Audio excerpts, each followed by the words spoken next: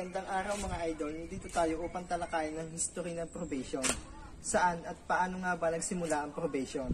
At bago yan, kung hindi pa kayo nakaka-subscribe, please subscribe and hit the notification bell para lagi kayong updated sa mga bagong kaalaman at para madami kayong matututunan. Tara!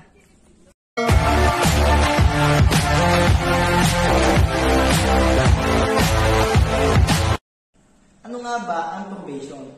Probation is a release of an offender from detention subject to period of good behavior under supervision. Saan nga ba nagsimula o nanggaling ang salitang probation? Ito ay mula sa salitang Latin na prober, na ang ibig sabihin niya mga idol ay to prove or to test. Ngunit, sino nga ba nagpasimula ng salitang ito? Ito ay si John Augustus. Siya nga ang tinaguriang father of probation mga idol.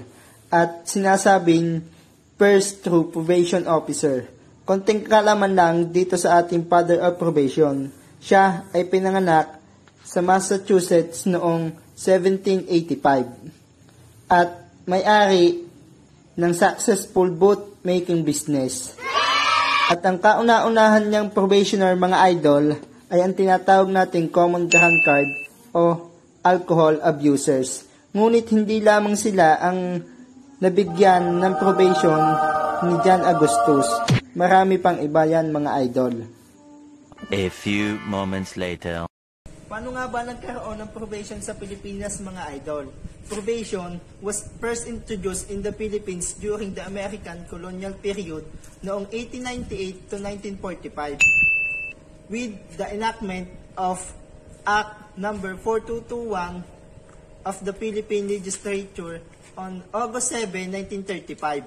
At itong batas na ito ang nag-create ng Probation Office under the Department of Justice. At pagkalipas niya ng 2 taon mga idol, idiniklara ng Supreme Court of the Philippines na unconstitutional ang probation law na ito noong November 16, 1937 dahil sa mga defect ng procedural framework ng probation law na ito.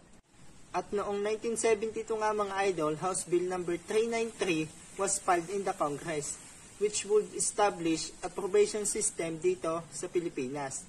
This bill avoided the objectionable features of Act number 4221 that struck down the 1935 law as unconstitutional. The bill was passed by the House of Representatives, pero napending ito sa Senado nung ideklara ni dating President Ferdinand E. Marcos ang martial law at noon din na-abolish ang Kongreso. At noong 1975 nga mga idol, the National Police Commission Interdisciplinary drafted a probation law at nagkaroon nga ito ng 18 technical hearing sa loob ng 6 na buwan. The draft decree was presented to a selected group of 369 juries, penologists, civic leaders, and social and behavioral scientists and practitioners. The group overwhelmingly endorsed the establishment of adult probation system dito sa Pilipinas. At bago nga matapos ang kauna-unahang convention about crime control na ginanap sa Camp Aguinaldo, Quezon City noong July 24, 1976, Presidential Decree number 968, also known as Adult Probation Law of 1976, was signed into law by the President of the Philippines, na si dating Pangulong Ferdinand E. Marcos. The start-up of probation system in 1976 to 1977 was a massive undertaking during which all judges and prosecutors nationwide were trained in probation methods and procedures. Administrative and procedural manuals were developed, probation officers recruited and trained, and the central agency and probation field offices organized throughout over the country. At 15 nga sa mga ito ang pinili upang mag-observational tour sa Los Angeles Training Academy.